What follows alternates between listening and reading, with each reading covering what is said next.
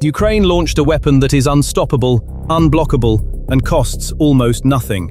And this weapon, in a single operation, swept away Russian brigades repeatedly, trapped thousands of soldiers between floodwaters and enemy fire, and severed Russia's entire northern supply line. Putin's entire 2026 summer offensive collapsed in a single move. And when you trace everything currently happening on the front lines, the collapse of Russia's 2026 spring offensive, with approximately 150,000 casualties, the first net territorial loss since August 2024, the liberation of villages in Kharkiv pushing the Russians back to the border, the collapse of the unbreakable defense lines in the south in a single day, you reach the starting point of this domino chain. A single dam operation paralyzed an entire front. And now look at the table. May 2026. The Russian front line is under pressure at every point from north to south and completely unprepared for a counter-offensive from any direction. Because the mechanized forces needed to stop that offensive are stuck in the floodwaters and mud of Belgorod. Zelensky announced on May 22nd, 590 square kilometers of territory has been recaptured since the start of the year. Від початку року 590 кілометрів нашої території звільнено.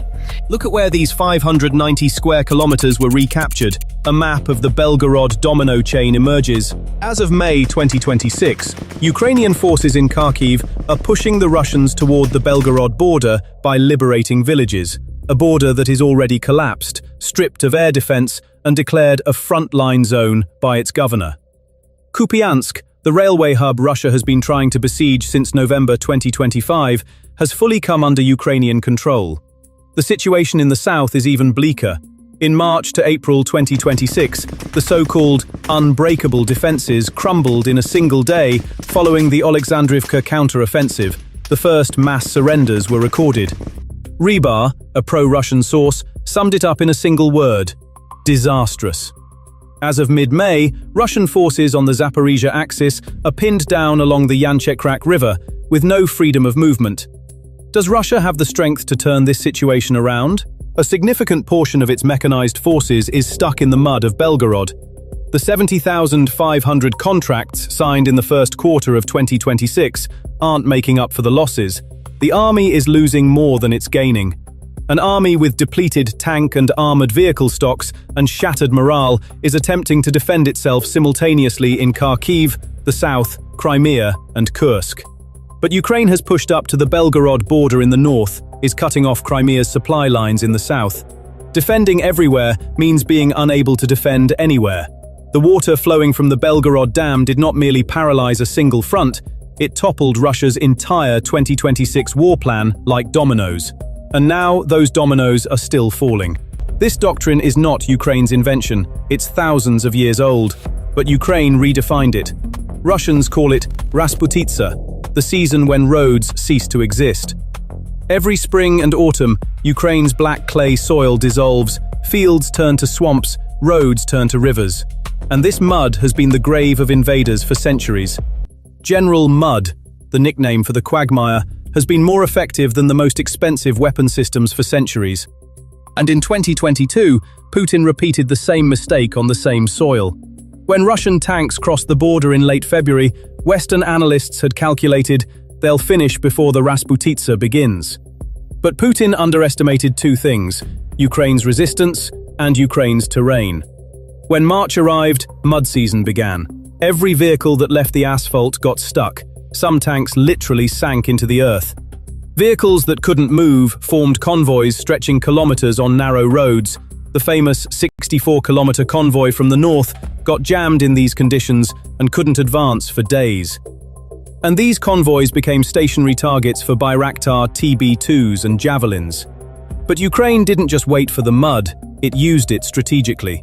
It destroyed bridges, cut main roads, and forced Russian convoys into narrow corridors and muddy side roads. Armored vehicles unable to move off asphalt were condemned to predictable routes. Mud was a passive ally. Nature was doing its own work. Ukraine was merely optimizing conditions. But the first moment Ukraine turned nature into an active weapon happened elsewhere. The last days of February 2022, Russian Marines had built 3 pontoon bridges across the Irpin River, the last obstacle on the road to Kyiv. Ukrainian units destroyed 2 pontoons but suffered heavy losses and requested withdrawal. The request was denied because retreating meant opening the road to Kyiv. Instead, Ukrainian engineers blew the Kozarovichi Dam. The first attempt failed. The second attempt breached it. Water flowing from the Kyiv reservoir into the Irpin River valley instantly turned the area into a shallow lake. The village of Demidiv was completely submerged, but the village going underwater meant Kyiv's salvation. Russian tanks sank into mud. The staging area prepared for the final assault became a swamp. The 3 pontoon bridges became useless. The river was now too wide and fast to support pontoons. The New York Times described it as the war's most important engineering operation. June 2023. Russia destroyed the Kakhovka Dam. The collapse of the massive structure in southern Ukraine flooded the Dnieper River. 80 billion liters of water were released. Vast agricultural areas went underwater. Tens of thousands were evacuated. The river ecosystem, farmland, drinking water sources were devastated. Even the cooling water for the Zaporizhzhia nuclear plant was endangered.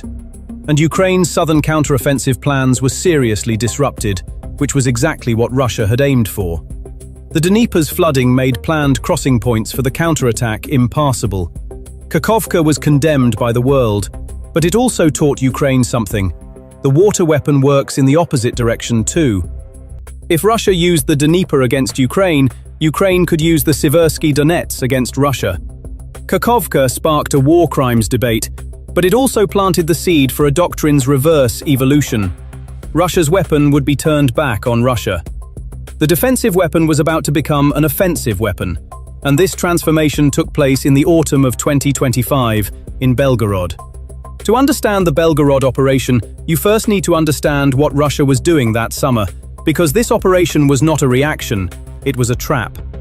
The summer of 2025 was extremely hot. The Siversky Donets and Vovcha rivers dried up, water levels hit record lows. Russia saw this as a golden opportunity. It opened crossing routes through dried riverbeds, established new supply lines to Vovchansk, and achieved local advances at the front. Ukraine's 16th Army Corps later made the picture clear in their statement. The enemy tried to fully take advantage of the window of opportunity. After the lack of precipitation and the hellish summer, the dried-up riverbeds simplified their logistics and allowed temporary local advances. On October 26th, Putin was given a report. "We control 70% of Vovchansk."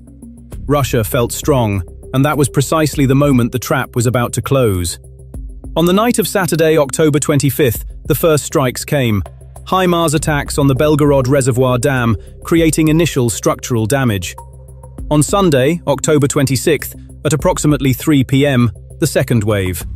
Commander Robert Magyar Brovdy's Birds 1 unit, the former 14th Regiment of the Unmanned Systems Forces, struck the dam with Dart-type kamikaze drones. The operation's name?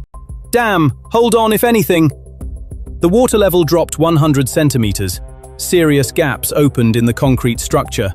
Uncontrolled water flow reached the Siversky Donets, and then nature took over. The overflowing river first submerged Russian military positions near the village of Grafivka on the Russian side of the border. Trenches, shelters, ammunition depots went underwater. Then it crossed the border into occupied Kharkiv Oblast, hitting villages along the supply routes to Vovchansk. And the most critical consequence, the main supply bridge across the Siversky Donets became unusable. Russia's only reliable route to the Vovchansk front was severed. Ukraine's 16th Army Corps statement summarized the situation. The enemy tried to exploit the drought.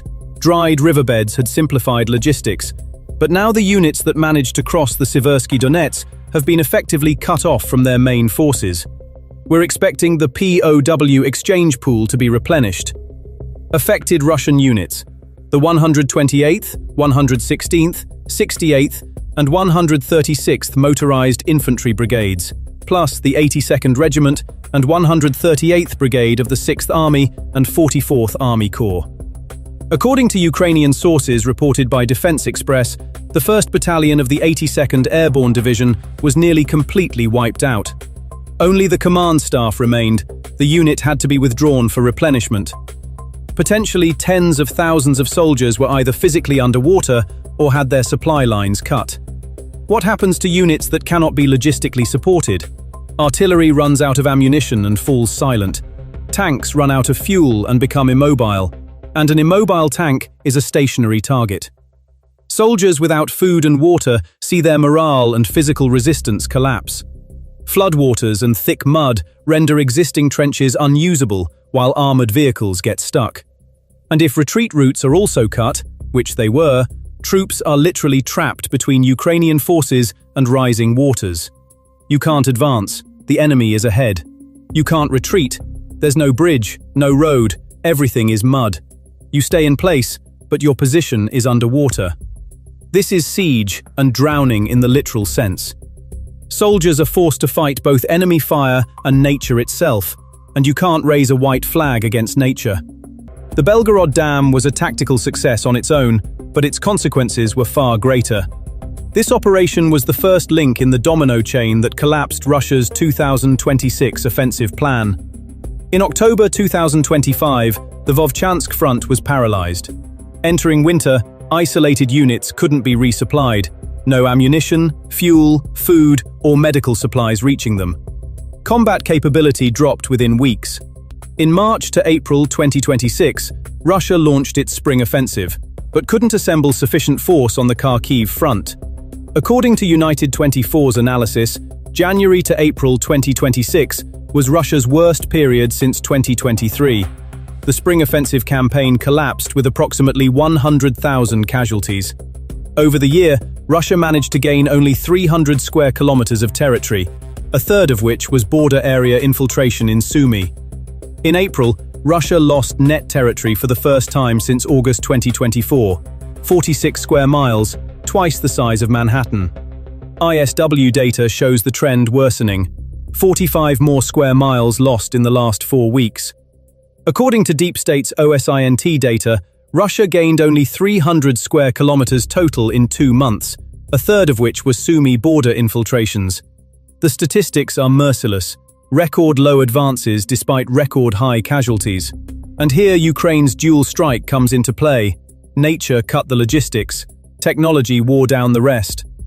While the Belgorod flood operations severed supply lines, FPV drone saturation was eroding Russian units at the front. According to United 24, FPV drones are now responsible for over 90% of the Russian army's casualties. Middle strike drones are hitting targets 200 kilometers deep. Nature plus technology equals Ukraine's asymmetric warfare formula. West Point's Modern War Institute compared this strategy to Allied strategic bombing in World War II, striking not the front, but the mechanism feeding the front. But with one difference. The Allies hit factories with thousands of bombers. Ukraine struck a dam with a few drones and achieved the same result: logistical paralysis, through the power of nature. The cost of the dam operation: a few drones and a few HIMARS rockets. The result? The collapse of an entire front, the failure of an offensive plan, and tens of thousands of soldiers taken out of action. This cost-to-effect ratio may be recorded as one of the most striking examples in modern military history. At this point, it's necessary to see the balance and discuss the ethical dimension. Russia still maintains a presence in Vovchansk. It lost offensive capacity, but hasn't fully withdrawn. The flood degraded units, but didn't destroy them. Some were repositioned, some reinforced. And with its population of 145 million, Russia's manpower pool remains massive. But there's a more important issue: civilian cost. The Belgorod Dam was the water source for 420,000 people. More than 10 settlements went underwater. Evacuations began. With winter approaching, energy infrastructure had also been struck. People faced flood and cold simultaneously. These people are civilians. They didn't start the war. And the Kakhovka symmetry is unavoidable. Russia destroyed the Kakhovka Dam in June 2023. Tens of thousands of Ukrainians were evacuated. Ecological disaster ensued. Ukraine's counteroffensive was disrupted. The world condemned Russia. Now Ukraine struck the Belgorod Dam. The scale is different, the method is different, but the principle of using water as a weapon is the same. Both sides turn nature into a weapon, and on both sides, civilians were harmed. From a legal perspective of war, there is an important distinction. According to the analysis in Fortune, Ukraine's Irpin operation